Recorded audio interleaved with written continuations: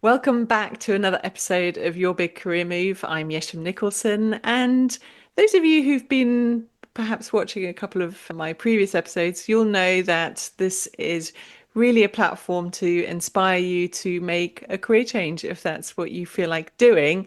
And so I'm always excited to speak to guests about their career transition because I think it can be really, really inspiring to hear other people's journeys and the ups and downs and the challenges and the successes. So I hope that this provides inspiration for you. And today I'm speaking to Arturo Almeida. I hope I've pronounced that right. Arturo and I met a few weeks ago, and I instantly knew I wanted him to come on this podcast because he's got a really cool story to tell. Uh, there are two reasons that I'm excited to speak to him. First of all, because he has made his own career transition from surgeon to business owner, and he's now also helping other people in the healthcare industry to make their own transition. So I have so many questions for Arturo. So first of all, welcome. Thank you so much for being here today. It's brilliant to have you here. Thank Oh, you. it's my pleasure being here. I'm so excited and thank you for having me. Yeah, thank you. So first of all, can we start with why did you want to even become a healthcare professional? Well, I think it was something that was always within me. I mean, I knew from an early age, I think when I was 6 or 7, believe it or not, that I wanted to be not only a doctor, but I wanted to be a surgeon. I mean, the other day my daughter asked me, I mean, Daddy, when did you wanted to become a doctor? So I think it's been always there. And when I've been reflecting about this, I think it's because I really enjoy helping people. And I think that's the main reason why I became a doctor and a surgeon in the first place. You wanted to help others. And, I used medicine and my hands as a surgeon.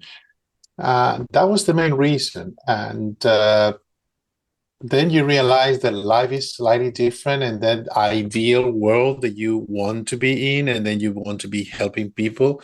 Sometimes when you get into what's called the socialized medicine or public health system, sometimes it's not so much about helping others, but doing a lot of other stuff that is not precisely what you wanted to do in the first place. But yeah, I will say that's the main reason Yeah. why I became a doctor. Yes. I reckon for any healthcare professionals listening to you right now, they're nodding along furiously, because I think so many healthcare professionals go into the profession because they want to help people and then do Yeah. become disillusioned. So we'll go into all of that. I want to go back to what you just said about being 6 or 7. I mean, do you actually remember thinking I want to help people at that age, or what was it that you were thinking at that very early? Because I often say that um, you know, a lot of the time people end up in careers by accident. It's not really designed very intentionally. And then people get lost along the way in their careers and life happens. And then often in midlife, people stop to reflect and they're not really sure what they want to do.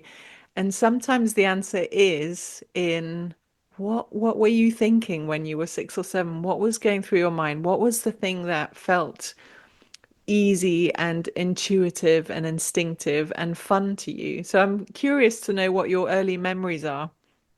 Yeah. That's a great question because, I mean, the honest truth is that when I was 7, I was not thinking about helping people. I do remember when I was in school that I've been always into the science.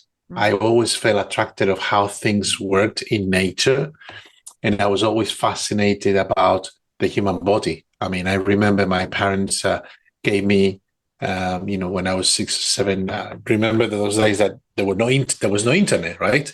So we relied on encyclopedias, and Yes. I remember this one that was for kids, and I literally dove into that, and I read the whole 7 books of that because I was so into learning. I was like a sponge. Wow. And I think I've been always like that. I've been always attracted about learning, but mainly about the biology, the science, the how the body works. I always found that fascinating. And then eventually, when I had to decide whether go into the science field or the literacy field, I had no doubts. When I finished, like the equivalent to higher school, and there was a time for me to choose, and I was living in Spain back then because I'm Spanish. Mhm. So you are given the option to choose three different careers because there's a matching thing going on in Spain based on the the points that you make in this final test that you get at the end of your high school. So I was so certain that what I wanted to do and what I will do was medicine, that I only chose one. I did not choose any other two option three. And I remember some of my friends said, "Are you? I mean, just in case, what if something happens?" And no, I know it's happening. So I was that convinced that that was my life, my destiny. And the truth is that despite all the experience that I had in the past, some of them have been amazing, some of them have been not been that amazing. If I was born again, and if you ask me, would you be a doctor again? Very likely the answer is yes. Yeah. Wow.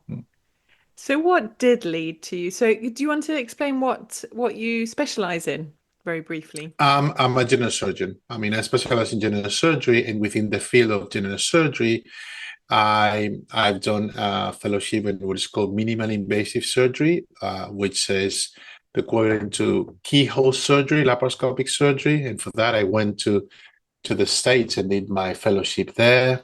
And then that's been my main specialty as a surgeon.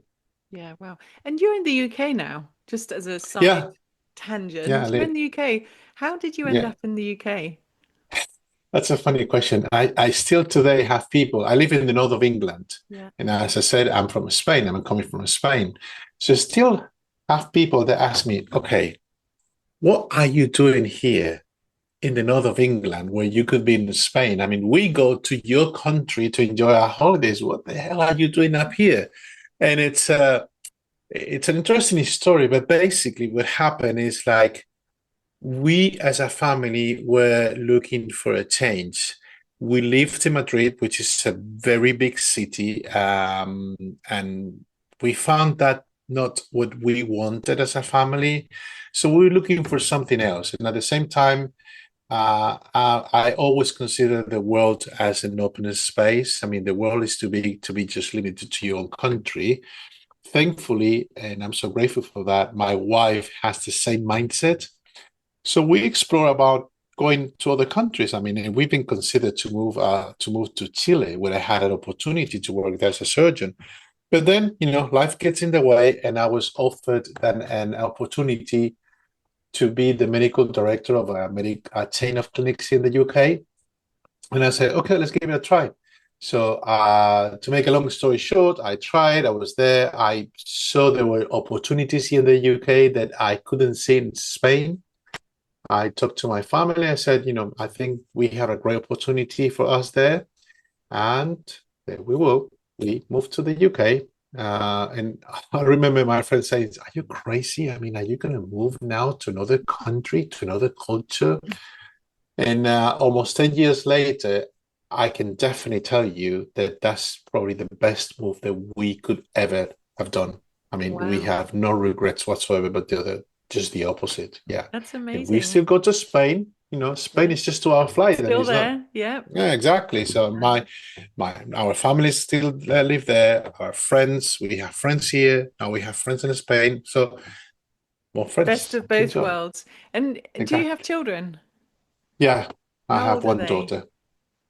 She's 13, a Okay.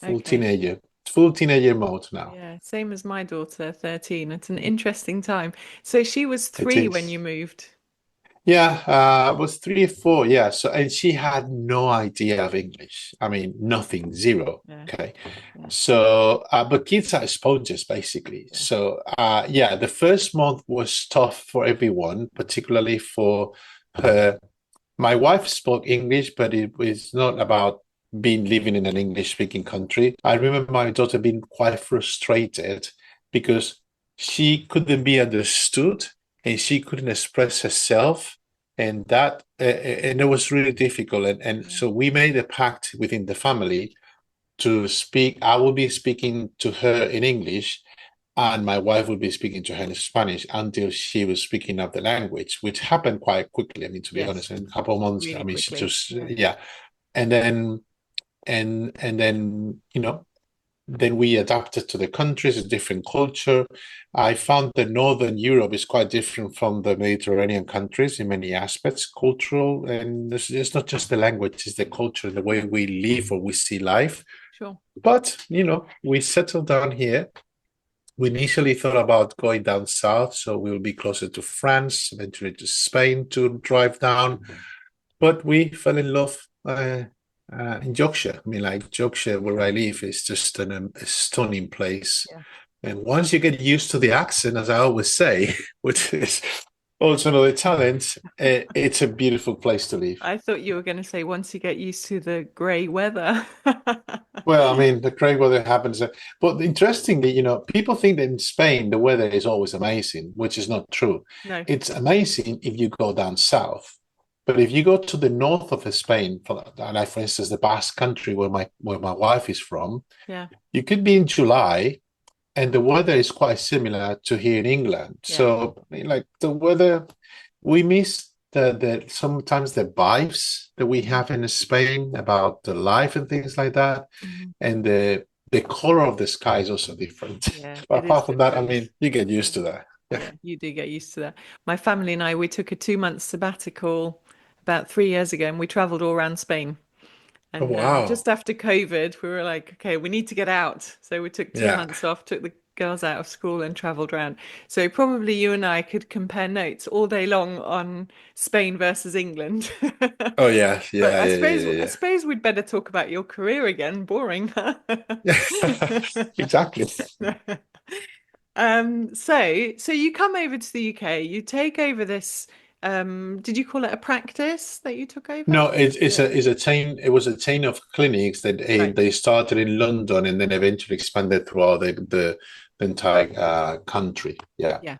And in fact, that's the reason I chose Leeds in the first place as my base city, because Leeds is geographically located in the center of the island, the middle of the island. Hmm. So if I had to go down south to London or, to the Midlands or up to Edinburgh or Glasgow, distance wise was pretty much, the same. Yeah, there you go. So talk to me about when things started to shift for you a little bit, where you thought this might have to change career-wise. Well, I think that started before that experience. And I mean, being a surgeon, you're supposed to do what surgeons do, which is work in a hospital and do surgery, right?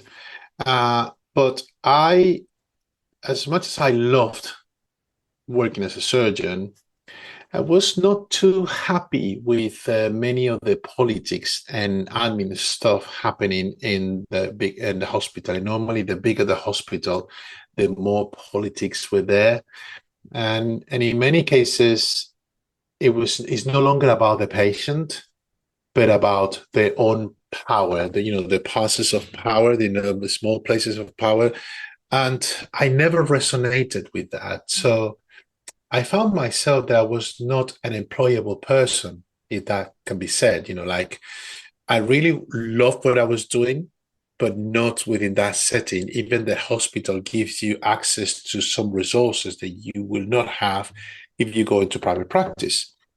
The usual pathway for most surgeons in the Western world, and particularly true in Spain, is like you work during the day in the hospital, which gives you your monthly salary, gives you the safety to keep, your family covered, your own needs covered, and then to make the extra money, you go and work in a private hospital or you start your private practice, which means that you finish working in one place and then you run to the other place with a private hospital or your own clinic and then spend the rest of your day until sometimes 10, 11 in the evening in the operating theater just to make that extra that you wanted to make for your other things that are not covered with your salary. And I always found that approach against my principles of having a balanced life. Because, yeah, I mean, I could choose that route, but that meant to be away all day from my house, be exhausted by the time I was going back home. Therefore, perhaps my mood was not the best to interact with anyone. On top of that, we surgeons are on call every 3, 4 days, which means stay in the hospital for 24 hours, sometimes working the day after. And I remember I had like a light bulb moment. I was when I was in Texas working in San Antonio as doing my fellowship in surgery, in minimally invasive surgery, and it was around 2 o'clock in the morning. And I clearly remember this guy, another surgeon, probably in his 60s, something like that, on his surgical scrubs, is struggling to go upstairs. It was around 2 o'clock in the morning, and I thought, I don't want to become like him. I'm not going to be doing this until I reach to a point that I can barely move. I struggle just going upstairs, downstairs, just for the sake of doing it. I mean, that's not going to be me.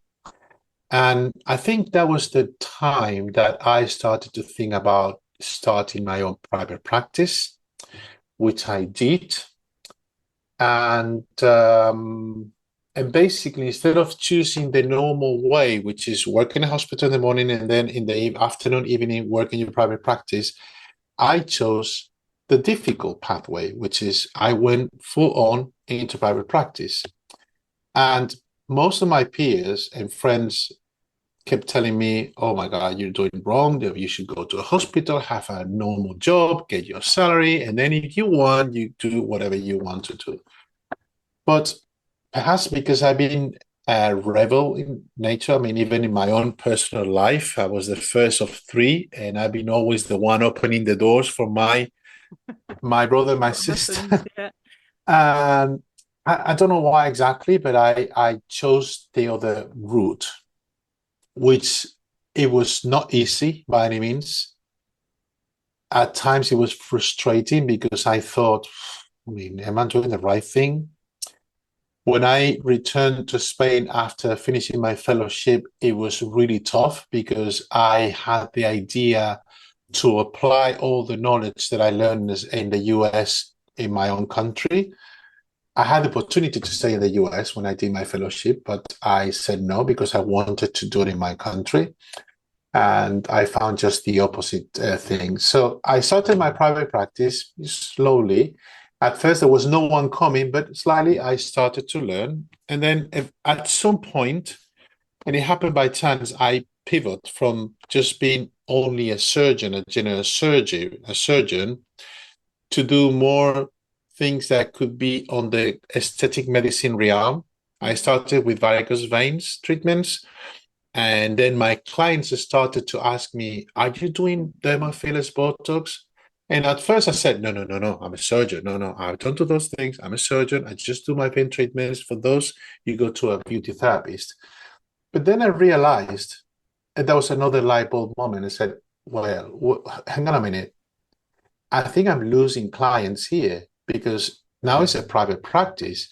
The more clients I have, the more revenue I may generate. So even though I was not really into that, I started to explore the aesthetic medicine realm. And to be honest with you, it took me some time to fully resonate with this new field because it was many aspects quite different from the science and the medical and the surgical aspect I was coming from. But eventually I got there and I made a name for myself. And then eventually I stopped doing major surgery. And I still do surgery, but just minor surgery. And I went full on into the aesthetic medicine arena. I had this internal struggle about whether or not that was the right way moving forward.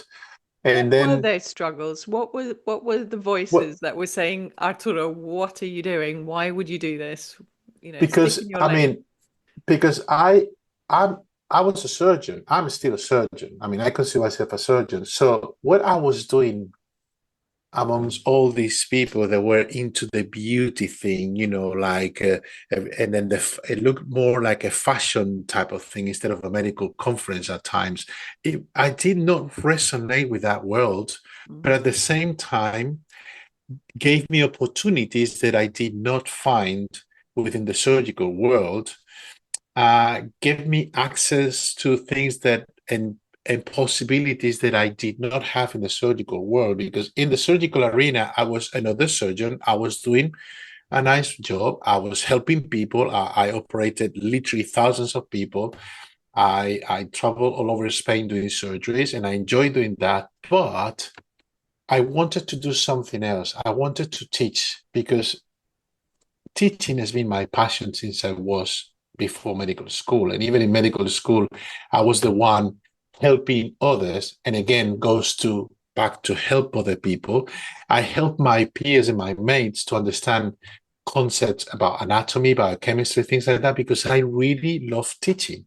Mm. And that's been my passion. So all of a sudden, finding myself in this world of beauty therapist, fashion, things that, I mean, that wasn't my world on that science mind that I had. But on the other hand, gave me that life balance that I was also looking for in a time that I really needed that balance in my life, because being a surgeon, it's sometimes a bit of being a slave to the hospital, to your patients, to your surgery. If something gets complicated at 4 o'clock in the morning, you have to wake up and go to the hospital, fix it. And that's great for a part of your life. But I didn't see myself doing that until I reached 65 or 70. I mean, Yeah. particularly in the private arena, which is you facing everything yourself. Not in the hospital, everything gets diluted. When you have your own practice, you need to change your mindset. I'm Yeah. interested because one thing that comes up a lot when I'm working with clients is that very often the job that we do becomes very closely aligned with our identity. Yeah. And when you change what you do, most of your week, and what you talk about, who you deal with, all of that, when that changes, it changes who you are. It changes your identity. So I'm wondering whether was that part of it for you that you felt like you had to almost shed part of your identity and adopt a slightly new identity, or was that not a thing at all for you? Well, perhaps, yes, you're right. I mean, like, it could be the case that what I was enjoying before so much, like being long hours in the operating theater, just doing surgery after surgery after surgery, mm, was not what I was looking for. And I was more looking for something more balanced with my own life, because sometimes the life of a surgeon, it's not an easy one. And second, I wanted to find a way to help more people than just one to one. I mean, when you interact with the patient, is you're helping one to one. When you teach an audience, when you teach people, you can reach one to many. Okay, so I think again goes back to this thrive to help people, to really help others the best way you can. And when you are beginning your surgical career, the only thing that you want to do is to operate. I clearly remember one of my mentors back in the days, an extremely well-known transplant surgeon from Spain. He said to me, Arturo, it will get a day that is no longer the case. And I said to him, I mean, come on. I mean, we are surgeons. We like to operate. I said, well, believe me, it gets to a point that it's just another job. Mhm. And he was absolutely right. I mean, like, there was no thrive. There was no, I mean, I still enjoyed doing the surgery, but I was perhaps looking for something else. And perhaps internally, I was just switching something in here. And what the aesthetic medicine gave me was the opportunity to be speaking in more stages. I used to speak at medical conference when I was just a surgeon. That experience served me really well when I was in the aesthetic medicine world, because obviously I already had experience of public speaking.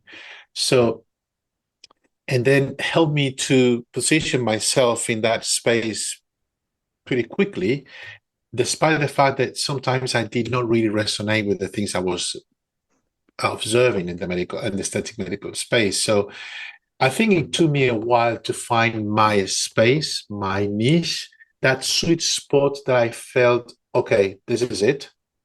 And once I found it, everything clicks and changes. So perhaps transition, at least in my case, did not happen straight away.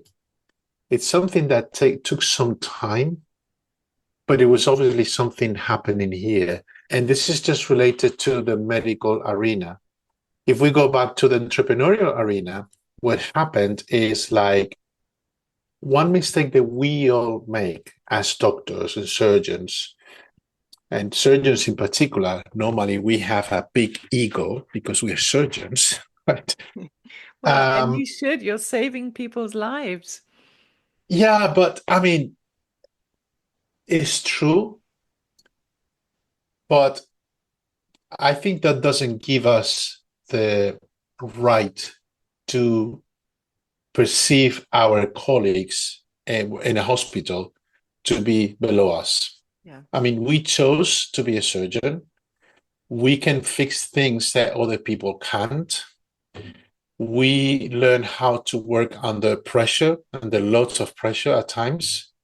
We need to be precise, and we need to have a plan A, plan B, plan C, because sometimes or many times things are not happening inside the way you're expecting.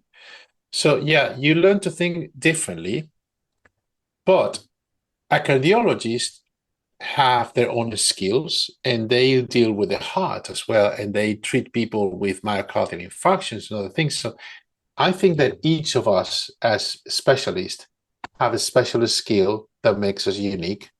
And generally speaking, each one of us, regardless the profession, have something that makes us unique. Yeah. And I think it's about finding that uniqueness, whether it's in the medical space or any other industry. And this is something that I frequently tell my students when they complain about the situation, the economics, and things like that, or that person across the street, the prices are so low, they can't compete with them. I said, listen, it's not about the price, it's about you. You need to find your unique thing, that thing that makes you unique to attract your right clientele. We feel that because we are skilled at what we do, we go into the private practice, we open a clinic, we open the doors, and the patients will pour inside. Magically appear. And yeah, but obviously that is not happening. No. It doesn't happen like that. And the first big business adventure I had was to open 3 clinics in Madrid, aesthetic medical clinics with 2 partners. And that first experience didn't go well. In fact, I ended up broke completely, and my partners, yeah, I think they perhaps betrayed me, but the point was, and this is something that once you overcome the initial grief and the frustration, everything like that, I think it's absolutely key that you take full responsibility of your own mistakes. And in this case, once I passed the grief and I blamed everyone around me and blah blah blah, then I stopped and I said to myself, what did it go wrong? What did I do wrong here? And is anything that I need to learn from this experience? Mm. And I realized that I had no idea about business. I was good as a surgeon. My skills were good, but that wasn't enough to successfully lead a clinic, in this case, 3 clinics in Spain, in Madrid. Well, you've just And that was, perfectly summed up I don't know if you're familiar with the E-myth, but this, Oh yeah, you know, image, yeah, yeah. the concept that just because you're good at something doesn't mean you're going to be good at running a business Exactly, and exactly. I guess And you've just demonstrated that beautifully that, and despite I the fact didn't that read. you're highly intelligent and you know exactly what you're doing, that doesn't automatically mean it's going to be Oh a no, successful no, no, business. no, no. Absolutely no. The funny thing is, I didn't read the email until many, many years after this business catastrophe, Mm, which was a big learning for me because I realized that I had to work on myself. We doctors are constantly learning, keeping ourselves updated in medical things, yeah, which is great. But we don't spend so much time on working on ourselves to understand the way we are. yeah, And that was a big wow moment for me when I said, okay, do I really know who I am? And what happened basically on that business venture is that I didn't really know myself the way I was going to react to certain things. And I did not have any business knowledge. yeah. So what I did is I've learned just, I say, okay, I'm just going to tap my wounds and get back on my feet and learn. Yeah. And that's exactly what we did. And it was a time that I remember because normally things when these things happen to you is not in the best time. My daughter was only months old, and my wife had been sacked from her employer like a couple months before this happened. So, as you can imagine, it was not precisely the best moment of our It lives. never, these things always happen like that though, don't Oh, they? yeah, of course. It's Murphy's Law, Yeah, exactly. Exactly that. Yeah. So, but once you learn to put yourself back in your feet and to overcome that, that gives you a power that is immense Yeah. because then you learn from your mistakes, your failures, and then you say, okay, next time I will do my best to avoid the mistakes that I made in the first place. And then you go for the learnings and books and courses. I spent and invested a lot of money, time, and energy in personal development courses, business skill courses, and all sort of things.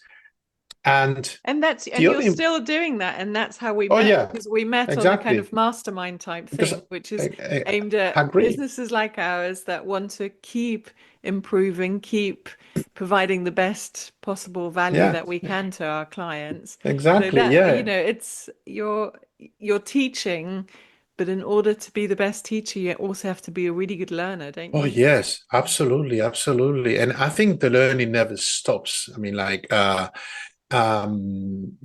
and I enjoyed every single day learning a new piece of anything. I mean, like I'm constantly reading books of different things. I'm constantly just trying to get into webinars and things that can help me to grow myself as a person and as a business owner. I still read a lot of medical stuff.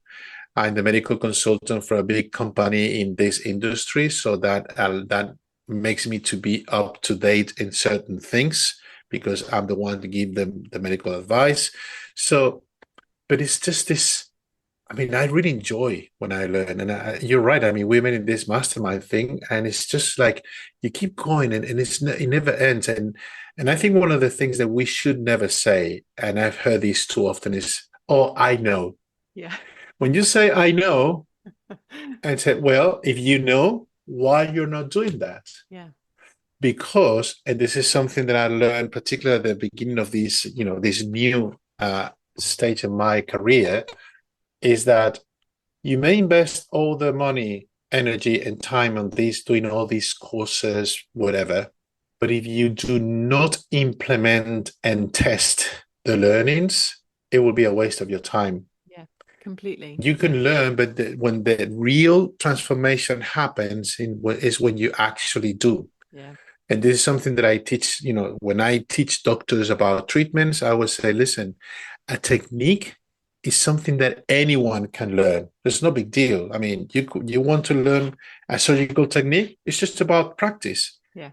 But it's only when practice occurs and you make mistakes and you correct those and they keep learning and keep going and keep going and keep going, is when you achieve mastery. It Yeah, doesn't happen overnight. totally. So, yeah, Yeah, totally. So now, so you take a step out and create your own private practice. And now yeah. what's really exciting is that you're now helping other medical professionals do the same. I mean, you've sort of given us a spoiler alert that you really love teaching, but Yeah. tell us how did that come about? How did you wake up one day and go, well, I've done it, so maybe I can teach other people how to do it as well? Or I guess was that maybe a I gradual think, process as well? as I said, I think it's been always within me, but I was not like fully aware of this. So, like as I said, when I was doing my fellowship in the US, one of my tasks was precisely to travel almost all over the world and go to these surgical conferences to teach other surgeons that this was the new emerging technique that they should be adopting. And even I was organizing like live surgical trainings with animal models and things like that. So and I realized that I really enjoyed that bit of being a doctor. I am convinced that one important and key part of being a medical professional is teaching, which means not just doing a speech or a lecture in front of a bigger audience, but mainly is about educating your own patients because they think they know, but they don't really know anything. They go to Google and they are Dr. Google led, but Yeah. not they have medical knowledge. So I think it's important for us to educate, and I think it's really part of our profession. But then when I started to do more teaching, and I started my own training academy when I was here in the UK, I started to think and reflect about my passion about, on this subject about teaching. I went back to my medical school years, and as I shared with you earlier, I realized that I was always the one helping and teaching my peers about subjects that they couldn't understand. But as you said, and you were absolutely right, you nailed it. In order for you to teach, you need to learn first and understand the concept so you can deliver that concept in a language that could be easily understood Yeah. by someone else. So you need to have that mental process in place first to teach others. Hmm. So, yeah, I think it's been always here, but now is more has emerged from here and now is like my currently is my main thing because I still keep a small practice because I don't want to lose touch with my with patients, but I'm no longer promoting that practice because now my main thing is helping others by using these training teaching methods. Yeah. Yes. What's the number one thing that you see any healthcare professional that's thinking about going private? What's the sort of number one thing that might be stopping them from doing that? Fear. Fear of That's the number what? one thing. Yeah, what are they Fear scared of? of, I mean, fear of not being capable of doing that, fear of losing the safety net of having a monthly salary Yeah, that will keep everything, in place in terms of the like normal life or family life. And I think fear of not being capable of is probably the main one. I mean, they on one side they think, yeah, I can do this in my private practice because I'm good at what I'm doing. But at the same time, it's okay, what if? And then the what if, which is, I don't know if you read the book, there's this book called The Chimp Paradox yeah, by Professor Peters. I mean, it's the chimp kicking in and say, what if doesn't work? yeah, Are you going to leave your safety towards something that could be potentially better, but not as safe as here? yeah. And our brain is constantly trying to protect us from ourselves. So that's why we have these feelings. And I think it's about asking you the question, do I really, or am I really happy doing what I'm doing right now? And do I really want to do something else? And sometimes the answer is a straightforward yes. And sometimes you're simply not sure. But I can tell you one thing. My peers, which are pretty much my age, they are surgeons as well. All of them, without exception, are burnt out. Mm. And I mean, they don't have the same drive of for surgery for what we do. And it's possibly more related to the all the hospital environment, politics, and admin stuff. But the reality is, like, some of them have told me, well, you know what? I'm just counting the dates and the years for me to retire, Yes, which is, I think, is a bit sad. not And uncommon. some of them they say, I just want to just Yeah. retire, which I think is not a good thing in my No, opinion, because I think we have so much to share with the world that that shouldn't happen. I agree. And obviously, it's really easy to fall into the trap of just going through the daily motions and Oh yeah, you know, absolutely. work, eat, sleep, Absolutely. repeat. And unless you really stop to reflect on, whether is this the life that I imagined, which a lot of people just don't do. And I think to an extent, COVID forced us to do that a little bit. Possibly not in the Oh, medical absolutely. field. It possibly went the other way that they had even less time to sit and think about it. But it's very common, I think, that people, when they do stop and reflect upon, hang on, is this really what I imagined my life would turn out to be? Hmm. The answer is Yeah. no. So that's why I love the work that I do. You can probably tell I'm such a geek about it, but I just really love enabling that pause for people to just stop and reflect and think about, is this working for you? And if it's not working for you, then what needs to happen for this to be much more aligned with your values, with what your expectations are from life? So that's why I love talking to people like you as well, to help inspire that pause for people to just reflect. And sometimes people stop and they go, actually, this is what I wanted. And this is, I just need to make a few tweaks to make the maybe the work-life balance a bit better or to get better sleep or, whatever I need to change that's going to make things better for me. It doesn't have to be a huge change, but I'm going to ask you something a little bit controversial if you don't mind. Yeah. So Right. I have this thing. So I work with a lot of healthcare professionals, but I also work with a lot of teachers.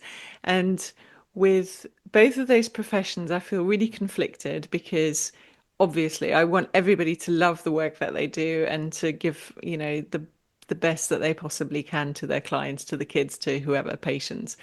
And I'm always a bit conflicted when people then decide to leave the NHS or leave teaching because as much as I want them to feel fulfilled and happy and so on, I also want our kids to have education by really great teachers and I want to be operated on and I want to be treated by really great doctors who love being there. And if I can't afford to go private, then am I being left with a load of professionals who are just burnt out? And part of my work is to help people to fall in love with their work again. Hmm. But so I said it was controversial. So if you're helping people to go private, is there any part of you that worries about where that will leave? If every NHS worker decided that they were going to go private, where would that leave the NHS? Or how do you make peace with that? Uh, I think, I mean, it's a very interesting question, I have to say. I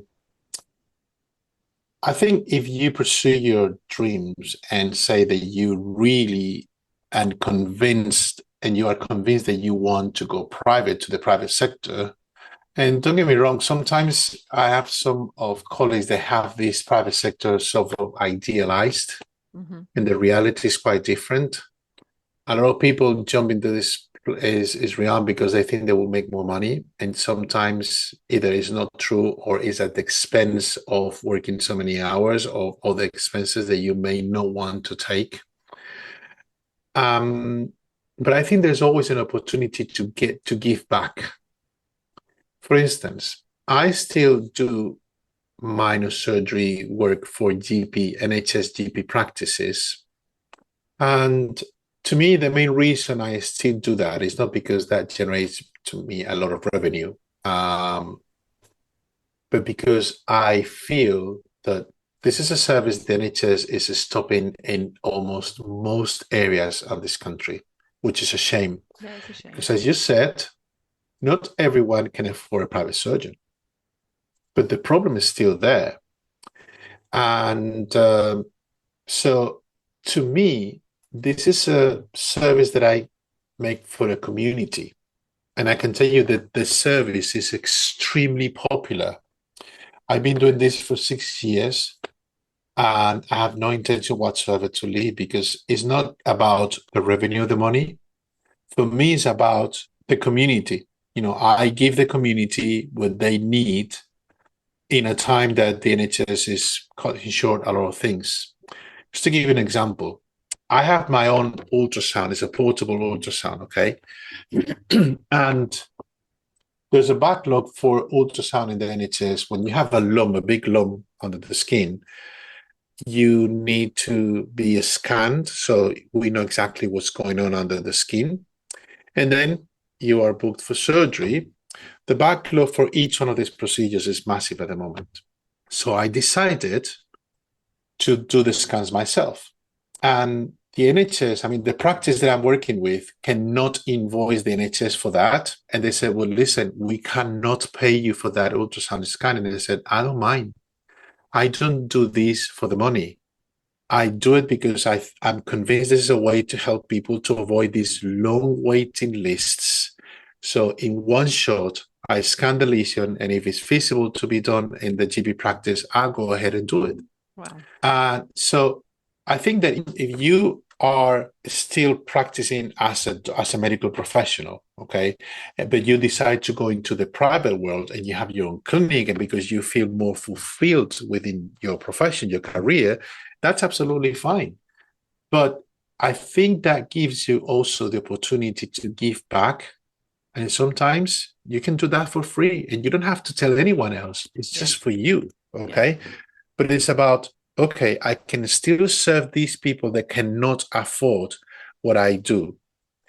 For teaching purposes, for instance, I have different tiers and levels of training, and some of them are high ticket, only few people can afford those.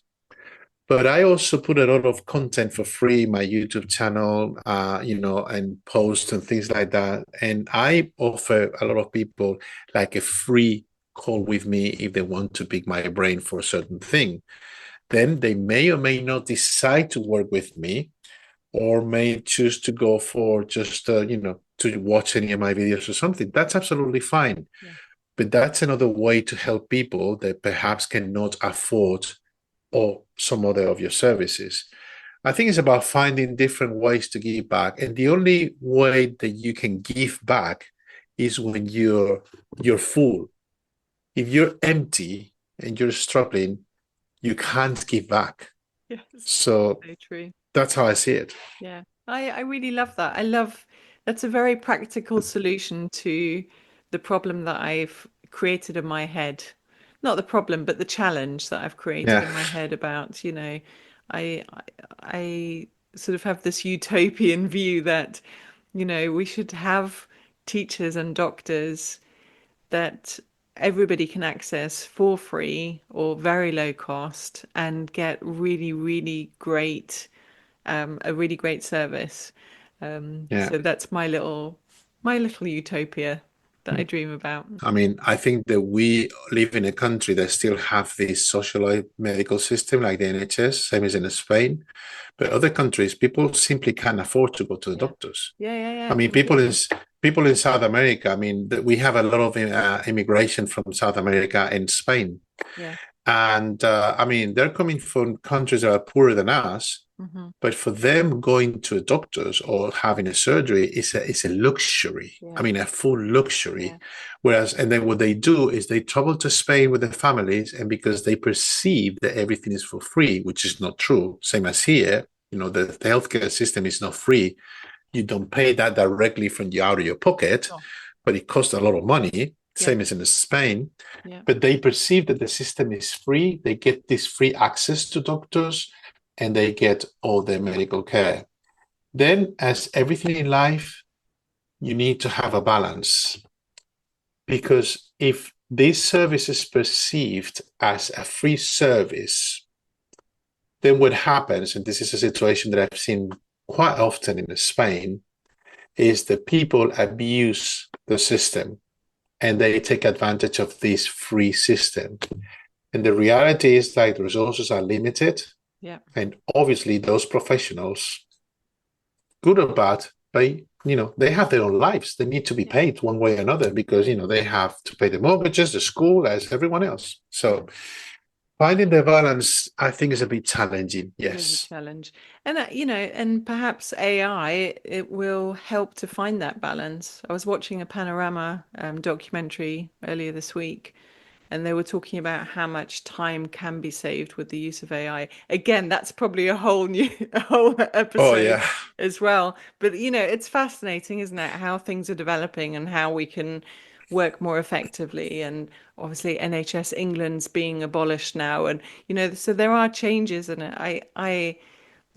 as somebody not in the system, nowhere near the system, other than being a patient at times, I find it fascinating to see how the NHS is evolving and how it's changing, and how, I've got lots Yeah. of friends who work within the NHS, and I'm endlessly fascinated by how it's working or not working, and the things that are working clearly, and the things that clearly aren't working, and how it can continue to be optimized. So it's Yeah, definitely. I fascinating. mean, I truly believe that AI is the next revolution, and Yeah, the AI train has left already the station, whether we like it or not. I mean, it's something that it's already in our lives, yeah, and it's present in our lives, and it's about using AI in a very conscious way, yeah, not just to see AI as a threat. And as you said, this is just for an entire different episode. yeah. Brilliant.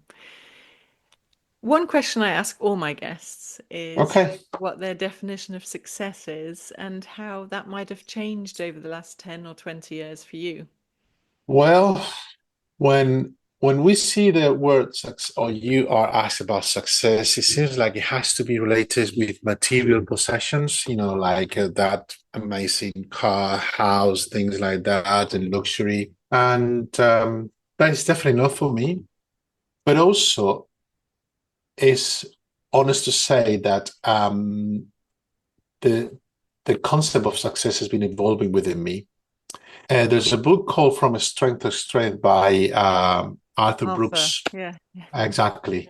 I mean, when I read the book, it made me think quite a lot, because at first I was thinking, okay, do we really have to go all down? But then the concept of fluid intelligence versus crystal intelligence, I really resonated with that, which means that when you are evolving within your life, it's not about, I mean, the material things are not going to be there forever. And once you have them, so what? So to me, success is to feel good with myself and happy what I'm doing in this world. To be fully satisfied that when I wake up, I'm really looking forward for that day. To be surrounded by the people I like, and basically have the life that I have here. Like, I don't have, I mean, and that doesn't mean luxuries everywhere, but I can enjoy the things that I like the most, which is being with my friends, being with my family, reading a nice book, and having the balance that I found in my life. Like, I have the privilege to manage my own time. I can take Monday off if I want, as I did this week because it was my birthday. So I don't have oh, to happy justify to birthday. anyone. Thank you. Like, and then have this flexibility on my work life, that if I want to go and see my daughter at her performance, I don't have to be thinking, oh my God, am I going to be able to make it? Yeah, Or if I want to pick her up at the school, or just get out with my wife to have a drink together, we can do without being attached to a tight schedule or something. And obviously, we all have responsibilities, but to me, success means being able to reach this status that I can afford to manage my own time and to feel really happy and really excited about what I'm doing every single day. And my goal is to leave a legacy that will live many years after I'm no longer in this world. Amazing. If I'd asked 25-year-old Arturo what his definition of success was, what do you think he would have told me? Perhaps something different. I will be more thinking about having material possessions, maybe a nice house, being capable to travel all over the world. I always love travel. Perhaps that 25-year-old Arturo was more attached to material possessions, to material stuff, to be completely honest with you.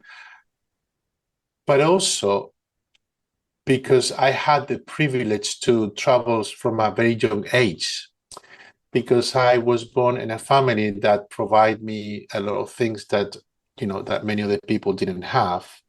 Perhaps I was not very much into these things, but it would be a completely different, no, not completely different answer, but yeah, definitely different. Perhaps more focused on achievement, more tangible achievements. Yes. I think that's a common theme with pretty much everybody I've interviewed, who is 40 and above, let's say, that we move from extrinsic goals to intrinsic. We become Precisely, much yeah, more aware.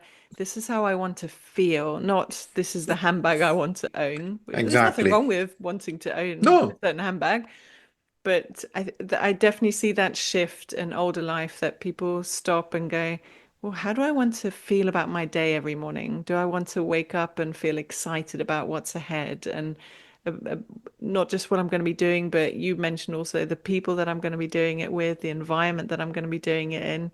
And mhm. I think those things become much more important as we get older and maybe wiser. But yeah, yeah, definitely. I mean, I think it's about experience. I think I remember my granddad used to tell me, and then my mom also told me that the devil is wiser not because he's a devil, but because he's older than you.